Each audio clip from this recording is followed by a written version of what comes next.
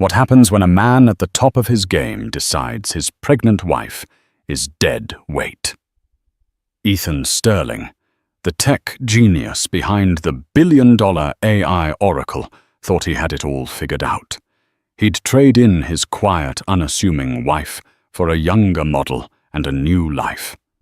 He planned the perfect, silent divorce designed to leave her with crumbs while he kept the empire. But he made one fatal miscalculation. He thought the empire was his.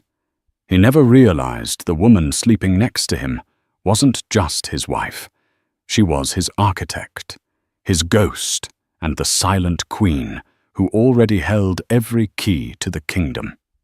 This isn't a story about a divorce. It's about a reckoning. Ethan Sterling looked at his wife Eleanor across the vast expanse of their minimalist dining table and felt a profound sense of boredom.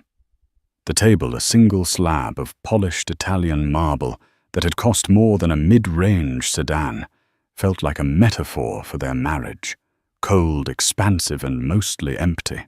Eleanor was meticulously arranging a bouquet of white lilies in a crystal vase. Her movements were precise, quiet, and utterly predictable. She was pregnant, a fact that should have filled him with joy, but instead felt like an anchor. At 35, Eleanor still had the quiet beauty that had first drawn him to her. A gentle face, intelligent grey eyes, and a calm demeanor that had once been a soothing balm to his chaotic ambition. Now it just felt bland. She was a comfortable armchair in a life where he now craved a throne. "The board meeting went well," he announced, breaking the silence. He didn't look up from his phone, where he was scrolling through market analytics. Oracle, his AI-driven predictive software company, had just closed another record-breaking quarter.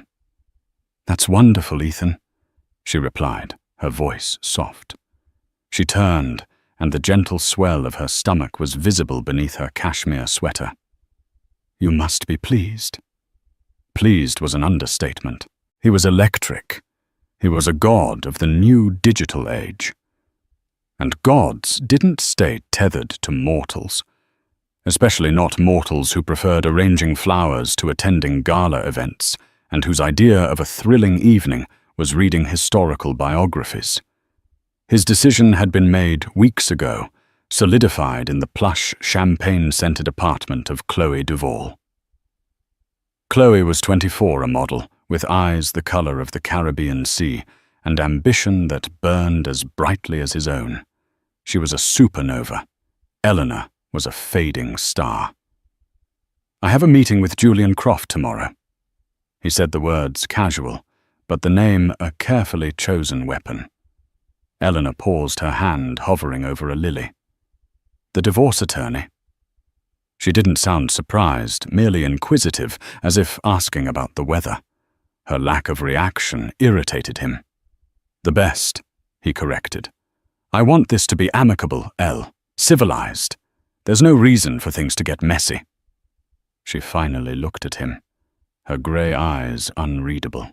"Isn't there?" "No," he said, finally putting his phone down and adopting a tone of magnanimous reason. "We've grown apart. It happens. I'll make sure you're taken care of course. A generous settlement. The brownstone in Brooklyn.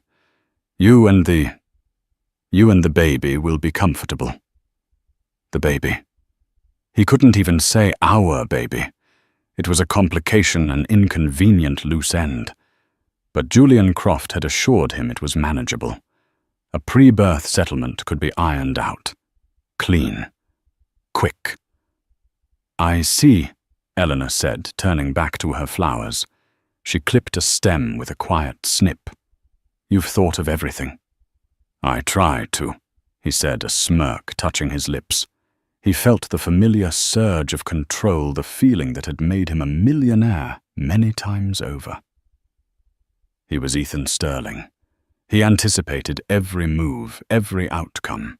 He had already instructed his finance team, to begin the process of partitioning his personal assets, ring-fencing the corporate holdings, and preparing a settlement offer that was just generous enough to look good in court, but small enough to be a rounding error for him. He wanted her gone before the baby arrived. A clean break. He envisioned his future with Chloe, the power couple, photographed at Davos, on the yacht in Monaco, on the cover of Forbes. He couldn't have a quiet, pregnant ex-wife haunting the background of his glorious new life. The next day, he sat in Julian Croft's office, a symphony of dark wood leather and panoramic views of Central Park. Croft was a barracuda in a $10,000 suit. She was calm, Ethan reported, a little perplexed. Too calm. Croft chuckled, a dry, rustling sound. The calm before the storm, Mr. Sterling. It's a classic phase. Denial. She thinks you'll change your mind. Once she sees the paperwork, the reality will hit. She'll be emotional, irrational. That's when we apply pressure. We'll have this wrapped up in 90 days tops. And the assets, Ethan asked. Oracle is on the verge of a major government contract. The valuation could triple. I don't want her getting a cent of that. Everything is held in the Sterling Holdings LLC, which is nested within the Oracle Group's corporate structure, correct? Croft asked, reviewing his notes. Correct, Ethan confirmed. Ironclad. She was never involved in the business side. She wouldn't even know where to begin. He remembered the early days Eleanor in their tiny apartment poring over lines of code while he was out networking, charming investors. She'd been brilliant, he'd give her that. She wrote the foundational algorithm, the very core of Oracle's predictive power. But he was the one who had built the empire around it. He was the visionary. She was just the coder. He'd made sure every patent, every copyright was solely in his name. Then she has no claim on the company, Croft said with finality. We'll offer her a lump sum of, say, $5 million, plus the property. For a woman with no career about to have a child that's a lottery win. She'll take it. Ethan left the office feeling buoyant, powerful. The city spread out below him, his kingdom. He sent a text to Chloe. It's in motion. Pack for St. Bart's. He arrived home that evening to find Eleanor in her study. She was surrounded by books, not on history, but on corporate law and asset management. He felt a flicker of annoyance. Was she trying to educate herself? Cute. Ethan, she said, looking up, her face serene. Julian Croft's office called. They're sending a courier tomorrow. Good, he said, loosening his tie. It's for the best, Elle. Is it? She asked, her voice still impossibly soft. She closed the book in her lap. The title was obscured, but he could see it was thick, dense with text. You know, I was just remembering our first apartment. The one with the leaky faucet and the window that wouldn't close. I was writing the source code for Oracle, and you were designing the pitch decks. You told me we were a team, that we would build an empire together, brick by brick. He stiffened. And we did. And now you'll have a comfortable life because of it. Comfortable? She repeated the word as if tasting it. That's what you think this is about? A courier arrived the next morning with a thick envelope. Ethan had already left for the office. Eleanor signed for it, her hand steady. She placed it unopened on the marble dining table right next to the vase of now fully bloomed white lilies. She then made a call. Sarah, she said into the phone. He's made his move. It's time. The first inkling that the world was not spinning on the axis Ethan Sterling had designed came 3 days later. It was a Tuesday, and he was trying to execute a multi-million-dollar wire transfer to a new R&D subsidiary in Singapore. A tactical move to shift liquid assets before the divorce proceedings officially began. Access denied, The red letters flashed on his private banking portal. He frowned, re-entering his credentials. Access denied. Please contact your account administrator. He sighed in frustration and called his private banker at Morgan Stanley. David, it's Ethan Sterling. I'm having some trouble with a wire transfer. Looks like a security glitch. There was a pause on the other end, longer than usual. Mr. Sterling, David began, his voice strained and formal. I'm afraid it's not a glitch. A hold has been placed on all outgoing transfers over $50,000 from the primary holding accounts. Ethan's blood ran cold. A hold, by who I didn't authorize any hold. It was authorized by the account's primary trustee, sir. I am the primary trustee, Ethan snapped. Not according to our documentation, Mr. Sterling. The primary accounts for Sterling Holdings LLC, and by extension, the Oracle Group were restructured 18 months ago. The sole signatory and primary trustee for all major financial movements is listed as Eleanor Vance. The name hit him like a physical blow. Vance, her maiden name. For a moment he couldn't process it.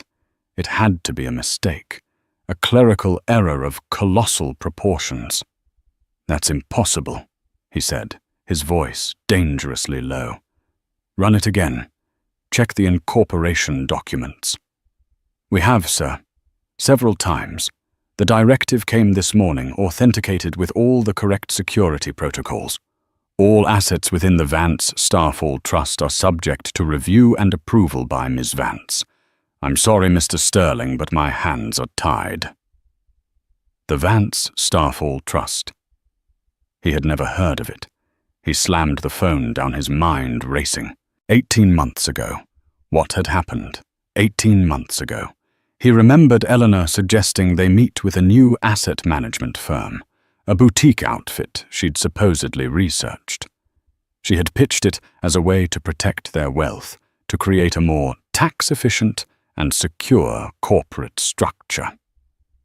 He'd been in the middle of closing a massive deal with a Japanese tech firm and had been too busy to get into the weeds.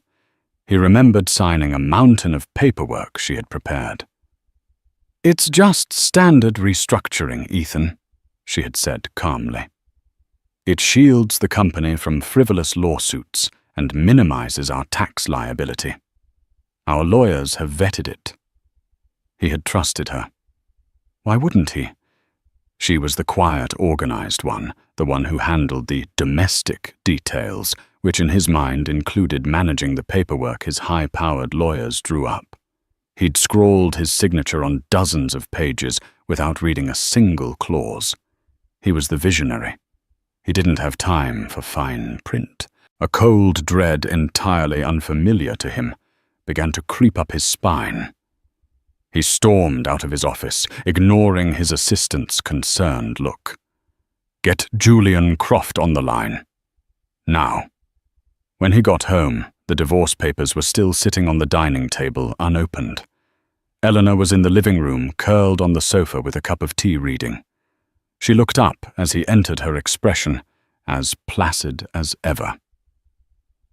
"Did you have a good day, Ethan?" she asked. His rage, which had been simmering all the way from Midtown, finally boiled over. "What is the Vance Starfall Trust?" he demanded, his voice echoing in the cavernous room. She placed a bookmark in her novel and set it aside. "It's our Asset Protection Trust," she said simply. "The one you authorized 18 months ago. I thought it was a beautiful name. Starfall, for when you finally caught the star you were chasing. You went behind my back," he hissed, advancing on her. "You changed the ownership structure of my company." "Our company," she corrected softly, her gaze unwavering. "And I didn't go behind your back. I put the paperwork directly in front of you. You signed every page. You were so busy planning the launch of Oracle 2.0, You said you didn't have time for the boring stuff and to just handle it. His own words thrown back in his face. He felt a vain throb in his temple. This is some kind of joke. You, a housewife who arranges flowers, think you can control $1 billion company. For the first time, a flicker of something hard and cold entered her eyes. The housewife who arranges flowers is also the woman who wrote 1.2 million lines of pristine code for the algorithm that your entire $1 billion company is built on. The algorithm you named Oracle, but which I called Janus, because it could look both forwards and backwards. The algorithm you took sole credit for. He was stunned into silence. She had never not once brought that up since the early days. He had assumed she had accepted her role as the silent partner, the muse. You have no proof of that. He finally managed his voice hoarse. Don't I? She asked, a faint, sad smile on her lips. You were always brilliant at selling the dream, Ethan. The big picture. You were never very good with the details, the fine print, the lines of code. She stood up, her pregnancy making the movement slow and deliberate. She walked over to the floor-to-ceiling window overlooking the city. You wanted a quiet, civilized divorce, and you'll get at one. But the terms will be mine, not yours. You tried to cut me out. You tried to cut your own child out. You don't get to do that. Julian Croft will tear this apart in court, he roared. He will bury you. I don't think he will, she said, turning to face him, her silhouette framed against the glittering skyline. He's an excellent divorce attorney. But this is no longer a divorce case. It's a corporate ownership dispute, and the lawyer you should be worried about is Sarah Hayes. The name meant nothing to him. Who the hell is Sarah Hayes? She was the senior partner at the firm that structured the trust for us, Eleanor said calmly. And as of this morning, she is my legal counsel. I suggest you have Mr. Croft give her a call. She's been expecting it. Ethan stood frozen in the middle of his opulent living room, a king in a castle whose keys had just been stolen from his pocket. The woman he had dismissed as a simple, boring fixture in his life was now standing before him as a formidable, unknown enemy. The game had changed, and he hadn't even known he was playing. The emergency meeting in Julian Croft's office was a stark contrast to their first confident encounter. The air was thick with tension. Ethan paced the floor like a Swede predator, his tailored suit feeling more like a straitjacket. Croft sat behind his desk, his face grim, a thick file folder open before him. It's a fortress, Ethan Croft said, his usual swagger completely gone. I've had my top corporate guys looking at this all morning. The Vance Starfall Trust is a masterpiece of legal engineering. It's an irrevocable trust domiciled in Delaware with interlocking charters for every LLC and subsidiary you own. When you signed those papers, you didn't just authorize a restructuring. You performed a complete asset transfer. So reverse it. Ethan slammed his hand on the polished desk. I signed it under false pretenses. Did you? Croft countered, raising an eyebrow. Eleanor will argue she presented it to you as an asset protection strategy, which it is. She will produce emails where you told her to handle the boring stuff. She will show that you, a CEO of a major tech corporation, signed a legal document of your own free will. A judge will ask why a man of your business acumen didn't bother to read what he was signing. Stupidity is not a valid legal argument for nullification. Ethan felt the walls closing in. What does it mean? In plain English. It means, Croft said, leaning forward, that the trust owns Oracle Group, not you. The trust owns the real estate, the stock portfolio, the art collection, everything. You are listed as a beneficiary entitled to a reasonable annual stipend for living expenses as determined by the trustee. But you have no control. You can't sell, you can't transfer, you can't leverage. You're a king with no power." "And the trustee?" Ethan asked, though he already knew the answer. "Eleanor Vance, the sole unremovable trustee," Croft confirmed. "The trust's primary charter also contains a poison pill clause.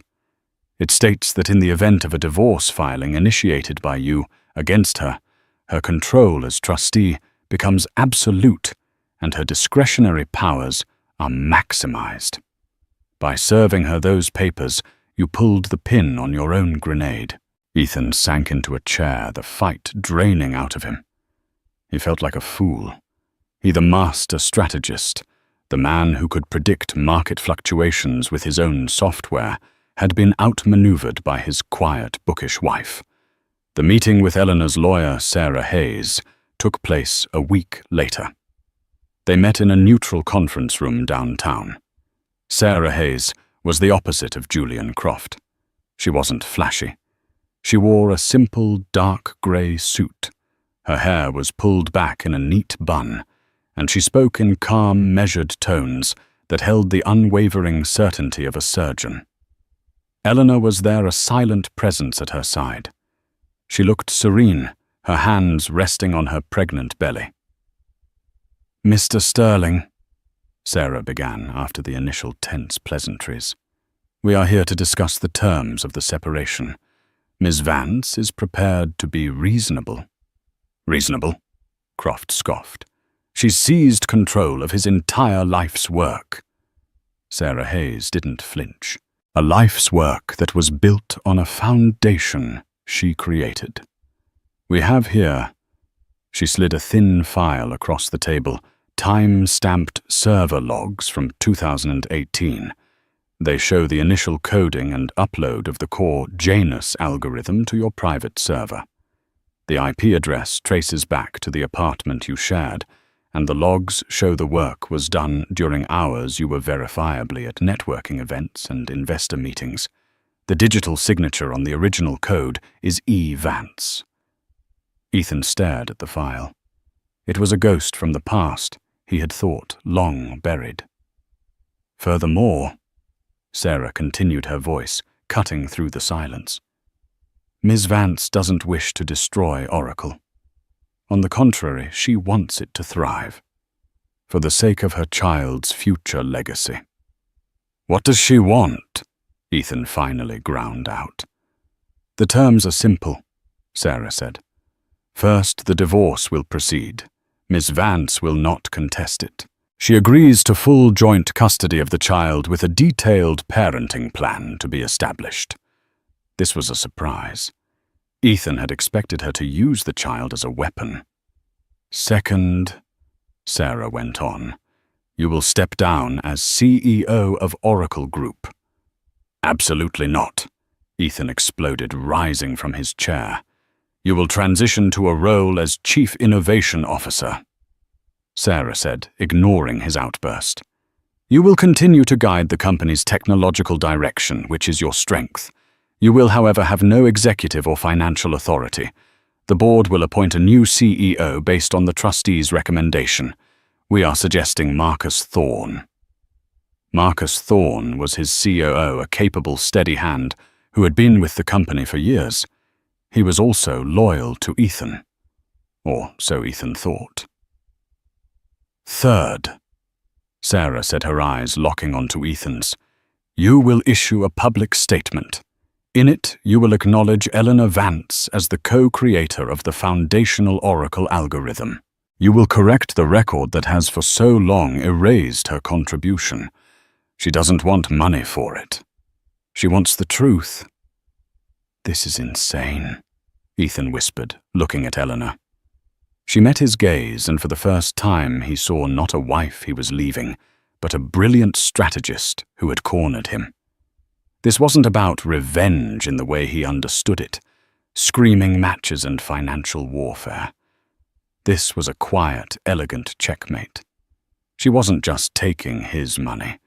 She was taking his narrative, the very story of himself he had sold to the world. "And if I refuse?" Ethan challenged. Sarah Hayes leaned back slightly. "If you refuse Ms. Vance, as the sole trustee of the trust that owns 100% of the company, we'll simply call an emergency shareholder meeting, a meeting of one herself, and vote to have you removed from the board and terminated as an employee for cause. Given your recent attempts to fraudulently misappropriate corporate funds," she tapped the file detailing his attempted wire transfer, "I believe we have sufficient grounds. You would be left with nothing. No job, no control, and only the reasonable stipend the trust provides, which under those circumstances Ms. Vance might deem to be quite modest." Julian Croft was pale. He looked from Sarah to Eleanor and back again. He was a shark in a tank with a great white. "Think it over, Mr. Sterling," Sarah concluded, standing up. "You tried to erase your wife and child from your life and your legacy. This is your chance to keep a place in both. You have 48 hours to accept the terms." Eleanor stood as well, a silent queen. As they walked out, she paused at the door and looked back at Ethan. "You should have just read the fine print, Ethan," she said, her voice not triumphant, but filled with a deep, profound sadness. "You should have just remembered we were a team." 48 hours. The deadline hung over Ethan Sterling's head like a guillotine. He was trapped, humiliated, and seething with an impotent fury that was entirely new to him. The idea of capitulating, of publicly admitting Eleanor was his equal, his superior in this chess game, was unthinkable. It would shatter the myth of the lone genius he had so carefully constructed. "We fight," he snarled at Julian Croft over the phone. "Drag this through the courts for years. File injunctions. Accuse her of coercion, of undue influence. I was in a vulnerable state, overworked, stressed. Ethan, listen to me." Croft's voice was strained. "My corporate guys are telling me your position is untenable. The trust is unassailable. If we fight, we lose. And when we lose, you'll have nothing left. No company, no reputation. Sarah Hayes is not a litigator. She's a killer. She doesn't make threats. She can't back up." But Ethan wouldn't listen to reason. He was a cornered animal, and cornered animals don't negotiate. They lash out. He couldn't attack her legally or financially, so he decided to attack her personally. He would destroy her reputation, shatter her calm demeanor, and force her to the negotiating table on her knees. He called Chloe. "I need you," he said, his voice urgent. "I need you to be seen with me. Everywhere. We're going public." Chloe, who had been waiting impatiently for her glamorous new life to begin, was ecstatic. Within hours, paparazzi magically caught them having an intimate lunch at a chic restaurant. The next day, they were spotted shopping for jewelry at Tiffany's. The message was clear: Ethan Sterling had moved on. The narrative he began to leak through his PR team was subtle at first, then increasingly vicious. Eleanor was unstable. Her pregnancy had made her erratic, and she was trying to exploit a difficult situation. But the masterstroke, the move he believed would break her completely, was far more cruel. He had Julian Croft file a new motion in court. It was a brutal public document.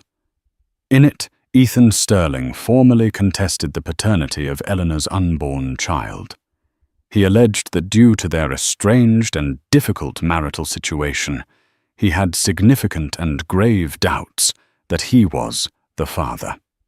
He demanded a court-ordered prenatal paternity test, a procedure that carried a small but tangible risk to the fetus.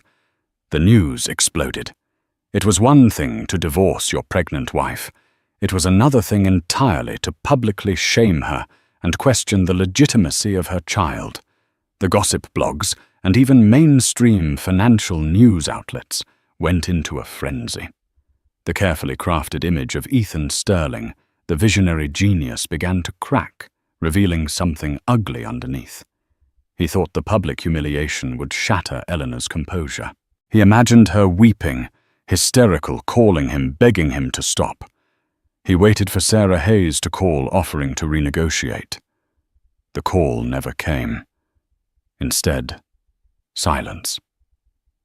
Eleanor, insulated in her brownstone, saw the headlines.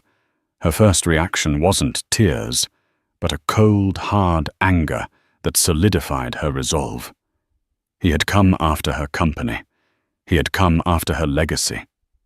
Now he was coming after her child. He had crossed the final line. She met with Sarah Hayes, her face pale, but her eyes burning with a fierce light. "He wants to play in the mud," Eleanor said, her voice trembling slightly with rage. "Fine. It's time to show the world who Ethan Sterling really is." Sarah nodded, her expression grim. "I have the file ready. Are you sure you want to do this, Eleanor? It's the point of no return." "He made that choice, not me," Eleanor replied, placing a protective hand on her belly. "He wants to scorch the earth. Let's give him a fire." Their counterattack wasn't a press release, it was a surgical strike. Sarah Hayes didn't release a statement to the tabloids. She arranged a single exclusive interview for Eleanor with Diana Rousseau, a highly respected Pulitzer Prize-winning journalist from the New York Times, known for her incisive, in-depth profiles. The article, titled "The Ghost in the Machine," was published a week later. It was a bombshell that detonated in the heart of the tech world. In calm, dignified, and verifiable detail, Eleanor, with supporting evidence provided by Sarah Hayes, laid out the entire story. She didn't sling mud. She simply stated facts. She described the early years, her passion for coding, and the creation of the Janus algorithm. The article included screenshots of the original code, complete with her E. Vance digital signature, and timestamps that were cross-referenced with Ethan's public calendar of meetings and travel. She explained the creation of the Vance Starfall Trust, not as an act of aggression, but as one of desperation. When the man you love, the partner you built a dream with, starts referring to your shared future as his empire, and you as a domesticated part of his portfolio, you realize you need to protect yourself, and more importantly, your child, she was quoted as saying. Regarding the paternity suit, she was devastatingly composed. "I will of course consent to a DNA test the moment my child is safely born," she stated. "I will not, however, subject my baby to any unnecessary prenatal risks, simply to assuage Mr. Sterling's tactical and cruel legal maneuverings. His accusation is baseless, and it is a transparent attempt to bully a pregnant woman into submission. It is the act of a desperate man who has been caught trying to steal a legacy that was never solely his." The article ended with a simple, powerful line from Eleanor. "I didn't want his money. I just wanted him to remember my name." The public perception shifted instantly and seismically. Ethan was no longer seen as a brilliant tycoon wronged by an erratic wife. He was a credit-stealing thief and a cruel bully. The hashtag #IStandWithEleanor started trending on Twitter. Prominent female executives in Silicon Valley began to voice their support. The board of Oracle Group, which had been nervously watching from the sidelines, was now in a full-blown panic. Their stock, which had been soaring, took a sudden, sharp dip. The government contract he had been so close to securing was suddenly under review. His business partner, Marcus Thorne, called him, his voice grim. "What the hell did you do, Ethan?" "The entire company is built on your reputation. You just torched it. You questioned the paternity of your own child in public. Who does that?" Ethan, sitting alone in his penthouse, looking at the scathing headlines on his tablet, had no answer. He had meant to scorch the earth, but he was the one who was getting burned, and his phone rang. It was Chloe. Her voice was cold, distant. "Ethan, I think we need to take a break," she said. This is not what I signed up for. The negative press is affecting my brand." The line went dead. The silence in the penthouse was absolute. He had lost control of his company, lost control of the narrative, and was now losing the very woman for whom he had started this war. His scorched earth campaign had backfired, leaving him standing alone in the ashes. The fallout from the ghost in the machine was catastrophic. At Oracle Group headquarters, the atmosphere was funereal. The stock price was in a steady, sickening decline. Employees whispered in hallways, their confidence shaken. The carefully cultivated image of a company led by a singular, infallible genius had been shattered. Now they were led by a man publicly exposed as a liar and a bully. Marcus Thorne, the COO, called an emergency off-the-books meeting with two of the most senior board members, retired Admiral William Davenport and venture capitalist Anita Desai. "He's a liability," Anita said bluntly, her arms crossed. "The brand is toxic right now. That government contract is gone if he stays at the helm. The morality clauses alone will kill it. He built this company." Davenport argued, his loyalty wavering but not yet broken. "He's the vision." "No." Marcus interjected, his face etched with weary frustration. "That's the story we all bought. The truth, it seems, is that Eleanor Vance built the engine and Ethan built the car around it. The problem is the driver is drunk and he's steering us off a cliff." Marcus had known Ethan for a decade. He'd seen his brilliance and his arrogance up close. He'd always had a quiet respect for Eleanor, noting her sharp intellect in their rare conversations at company events. He'd never questioned Ethan's narrative, but now, seeing the evidence, it all clicked into place. The pieces fit. "What's the play?" Davenport asked. "The play is Sarah Hayes's original offer," Marcus said. "Ethan steps down as CEO. He becomes Chief Innovation Officer. We put him back in the lab where he can do some good and keep him away from microphones and financial controls. I'll take over as interim CEO, stabilize the ship, and we publicly acknowledge Eleanor's role. We rebrand this not as a scandal, but as a correction of the historical record. A story of a female pioneer in tech finally getting her due." Anita Desai's eyes lit up. That could work. It's a powerful angle. It could even be good for us in the long run." The board agreed. Marcus was tasked with the unenviable job of delivering the ultimatum to Ethan. He found Ethan in his penthouse, which now felt less like a palace and more like a prison. Empty glasses littered the tables, and the blinds were drawn against the city. Ethan looked disheveled, a ghost of his former confident self. "They're forcing me out," Ethan said, before Marcus could even speak. He'd already received panicked calls from other board members. "They're saving the company, Ethan," Marcus said gently. "You went too far. The paternity suit. It was unforgivable. She left me no choice," Ethan yelled, his voice cracking. "She cornered me." "She gave you a choice," Marcus countered.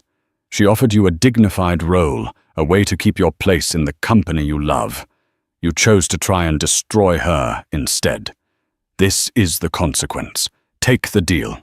It's the only one you're going to get." Desperate, and seeing his last pillar of support crumble, Ethan finally bitterly agreed. The next days were a blur of legal formalities. He signed the papers, his hand shaking with rage. He agreed to step down. He agreed to the public statement. The war, he thought, was over. He had lost. But the story had one more twist, one that neither Ethan nor Eleanor could have predicted. It came from the one person everyone had underestimated, Chloe Duvall. After her call with Ethan, Chloe hadn't just gone on a vacation. She'd made a call of her own. Her life as a model was largely a fabrication, a cover for her real profession. She was a freelance operative, specializing in corporate intelligence and high-stakes acquisitions. She wasn't just a beautiful woman Ethan had picked up. She had targeted him from the beginning. Her employer was Quantum Leap Dynamics, Oracle's biggest and most ruthless competitor. Their goal was simple, a hostile takeover of Oracle. Chloe's mission was to get close to Ethan Sterling, find his operational and personal weaknesses, and exploit them to devalue the company, making it ripe for a buyout. The divorce and the ensuing scandal were an unexpected gift. Quantum Leap was ecstatic. With Oracle's stock in freefall and its leadership in chaos, they were preparing to launch their takeover bid. But Chloe had a problem. During her time with Ethan, she had recorded hours of their conversations on a micro recorder hidden in a Cartier bracelet. In those conversations, a drunk and boastful Ethan had admitted everything.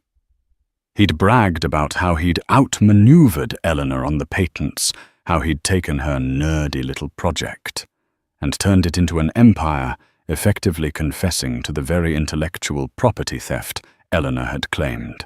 This evidence was her golden ticket, meant to be the final blow used by Quantum Leap in their takeover.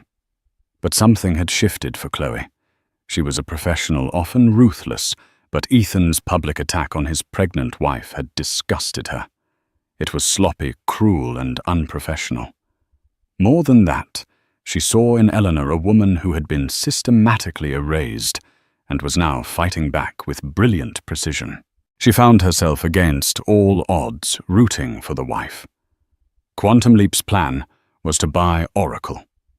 For pennies on the dollar, gut it, steal the core technology, and fire most of the employees. Chloe knew this. She also knew that Eleanor and her new CEO, Marcus Thorne, would likely save the company and make it thrive.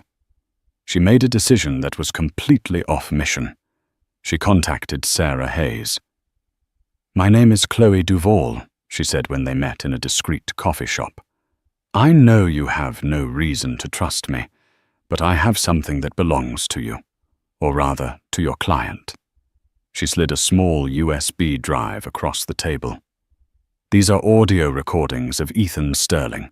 He confesses in his own words to taking credit for Eleanor's algorithm. He details the entire thing. It's enough to not only win any lingering court battle, but to put the nail in the coffin of his reputation forever." Sarah was stunned. "Why are you giving this to me? What do you want?" "My employers at Quantum Leap Dynamics are planning a hostile takeover of Oracle next week, timed to take advantage of the chaos," Chloe explained. "This evidence was supposed to be their ace in the hole, the final blow to crater the stock.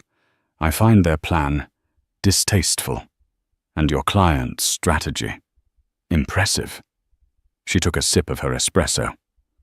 "I want two things: $1 million wired to an offshore account, and complete immunity from any legal action. In exchange, I give you the recordings, and I tell you Quantum Leap's entire takeover strategy down to the date, time, and the shell corporations they're using to accumulate stock." Sarah Hayes stared at the USB drive. It was a weapon of immense power. It could either be used to completely annihilate Ethan Sterling, or to do something much more interesting. It could be used to save the company he built, and his legacy, even from himself. She looked at Chloe. "I'll have to discuss this with my client, but I think we can make a deal." Chloe was an opportunist, a mercenary. But in this high-stakes game, the ruthless model had just become Eleanor's most powerful and unlikely ally. The information from Chloe Duvall changed the board game once again. Sarah Hayes and Eleanor listened to the recordings in Eleanor's study, the quiet hum of the city, a distant backdrop to Ethan's drunken, boastful voice filling the room. He was damning himself with every word, his arrogance, a poison he willingly drank. She was a genius at the keyboard. I'll give her that, his recorded voice slurred. But you can't build an empire with code. You build it with charisma, with guts. I took her little science project, and I made it a religion. She should thank me. Eleanor closed her eyes, a single tear tracing a path down her cheek. It wasn't a tear of sadness, but of final, painful validation. The truth she had lived with for years was now an audible, undeniable fact. "What do we do with this?" Eleanor asked, her voice quiet but firm. "We have two options," Sarah replied, her lawyer's mind already mapping out the scenarios. Option A. We leak it. It destroys Ethan completely. It will likely trigger a shareholder lawsuit against him and the board. The company will be thrown into even more chaos, making Quantum Leap's takeover almost a certainty. We'll win the battle but lose the war and the company. She paused, letting the weight of that sink in. Or, she continued, Option B. We use it as leverage. Not against Ethan he's already beaten, but to protect the company against Quantum Leap. Chloe gave us their entire playbook. We know their shell companies. We know their timeline. We can prepare a defense. A new light entered Eleanor's eyes. This was bigger than her personal victory over Ethan. This was about protecting her creation, the legacy for her child, and the jobs of the hundreds of employees at Oracle. We go with option B, Eleanor said without hesitation. But first, Marcus Thorne needs to know what he's up against. The next day, Marcus Thorne, the newly appointed interim CEO, sat in Eleanor Vance's study. He had expected a tense, formal meeting. Instead, Eleanor and Sarah laid out the entire situation, the imminent hostile takeover by Quantum Leap, and the ace they now held in their hand, the recordings. Marcus listened, his face growing paler with each revelation. "My God," he whispered when they played a short, damning clip from the audio. "I knew he was arrogant. But this—" "Quantum Leap thinks they are attacking a wounded animal," Sarah said. "They have no idea that the company's ownership is now consolidated in a single unassailable trust, and that the trustee has full knowledge of their plan. Tool." "So what's our move?" Marcus asked, looking at Eleanor, his respect for her growing by the second. "Our move," Eleanor said, a steely determination in her voice, "is to turn their attack into our greatest strength. We will use the poison pill defense, but not the one in the trust, a corporate one. The board will authorize a massive issuance of preferred shares available only to the Vance Starfall Trust, which will dilute the value of any stock Quantum Leap has acquired and make the cost of a takeover prohibitive. We'll use the trust's capital to initiate a stock buyback program to drive the price up. We will starve them out." It was a brilliant, aggressive strategy. A strategy Ethan himself might have devised if he weren't the cause of the crisis.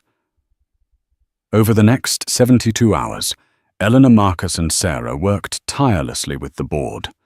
Legal documents were drawn up, financial defenses were put in place, and a new narrative was prepared. The day Quantum Leap was set to make its move, Oracle struck first. A press release went out at 8:00 a.m. It announced Marcus Thorne as the new permanent CEO. More shockingly, it announced the creation of a new C-suite position, Chief Architectural Officer. The position had been awarded to the co-founder and creator of the original Janus algorithm, Eleanor Vance. It stated she would be taking an active role in the company's long-term strategy after her maternity leave.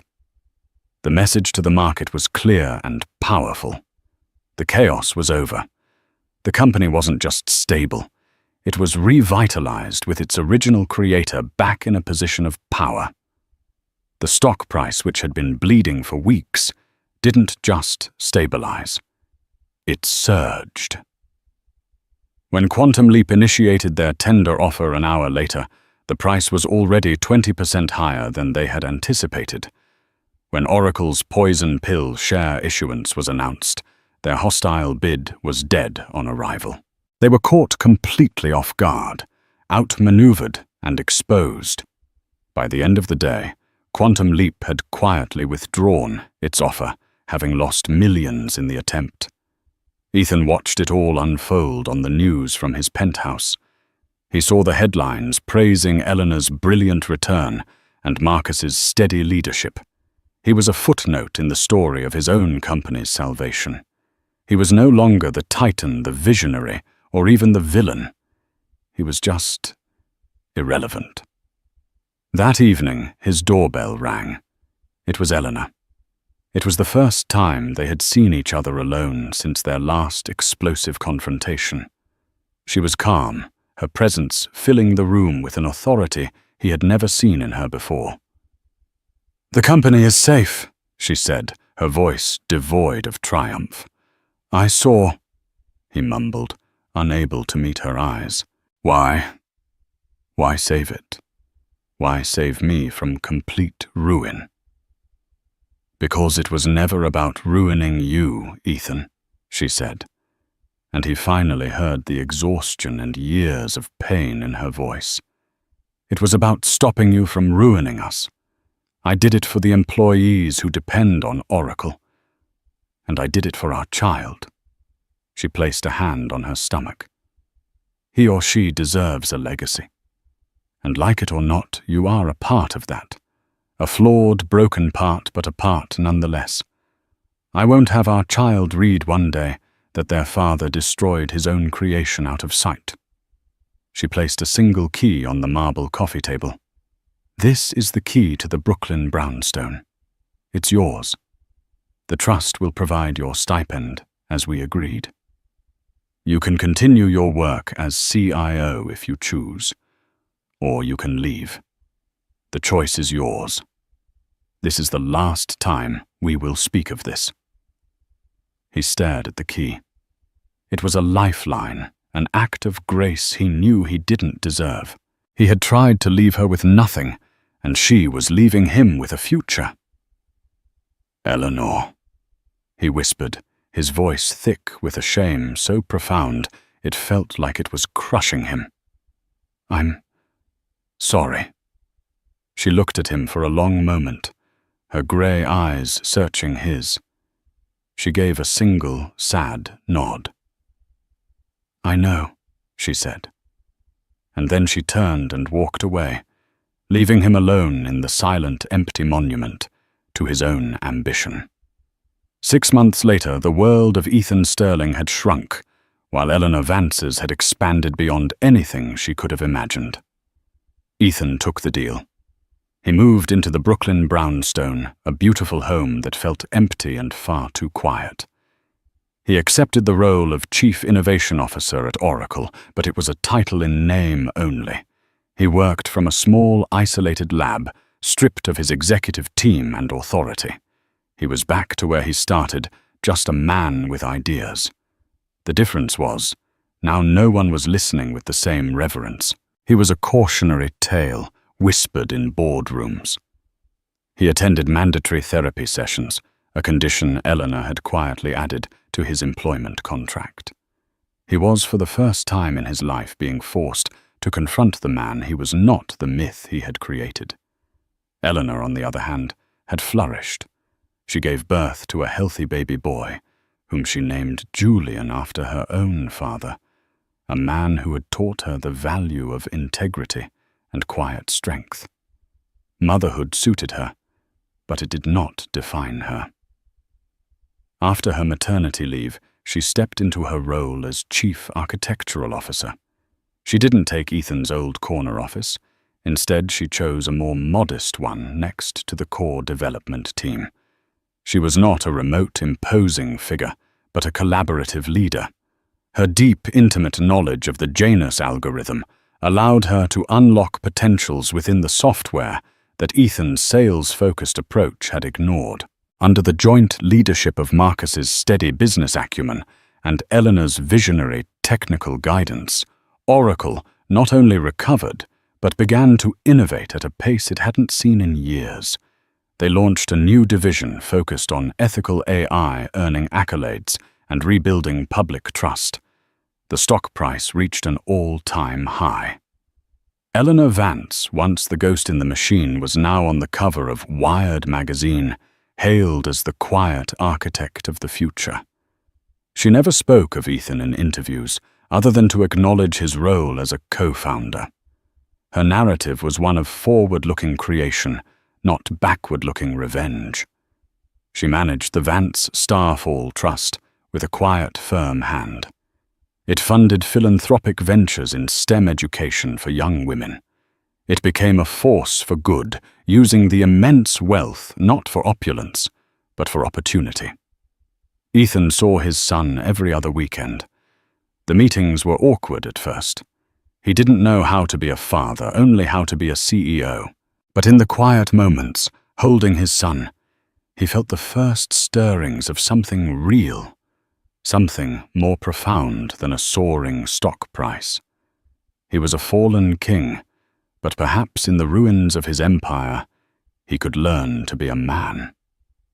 The final scene of their old life played out not in a courtroom or a boardroom, but in a quiet park on a sunny afternoon. Eleanor was pushing Julian on a swing when Ethan arrived to pick him up. They exchanged polite, brief words. As he was leaving with the child, he paused and looked back at her. "You built something incredible, Elle. Not just with the code, with everything." She gave him a small, genuine smile. "We both did, Ethan. In the end." It was an acknowledgement, an acceptance. Not forgiveness, perhaps, but a peace treaty signed on the battleground of their shared past. He had tried to divorce his pregnant wife, quietly, not knowing she already controlled everything. He had lost his company, his power and his pride. But in the end, through her strange, unexpected grace, he was left with a chance at something more. And Eleanor Vance, the woman he had tried to erase, had not only reclaimed her name, but had built a legacy far greater than the empire he had tried to steal. She stood alone, but she was not lonely. She was the architect, the creator, and the queen of a kingdom built not on lies, but on brilliance and unbreakable will.